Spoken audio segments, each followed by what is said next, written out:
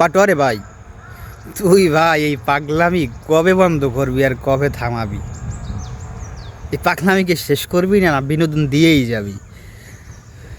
পাগলামি শেষ মনে হয় ভাই করেই হেলাইছে। কারণ কালকে দেখলাম ভাই, শেষ প্রচারণা, নির্বাচনের শেষ প্রচারণা মির্জা আব্বাসের বাড়ির সামনে দিয়ে করছে।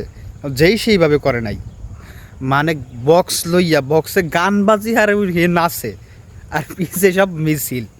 এইরকম একটা ইন্ট্রোনিয়া সে মির্জা আব্বাসের বাড়ির সামনে দিয়ে গেছে।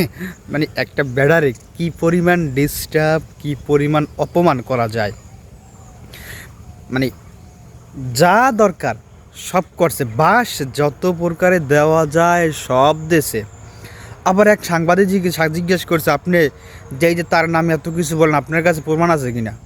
মানে এ নিউজ পড়ে শোনাই দিতে আছে কোন দিন কত কোটি টাকা কেন নামে চুরি করছে, বোন নামে, নিজের নামে, কোন মিডিয়া করছে, হ্যাঁ প্রমাণ সহ কোন সালে কোন দিনে করছে, মানে হ্যাঁ শুনাই দিতে আছে।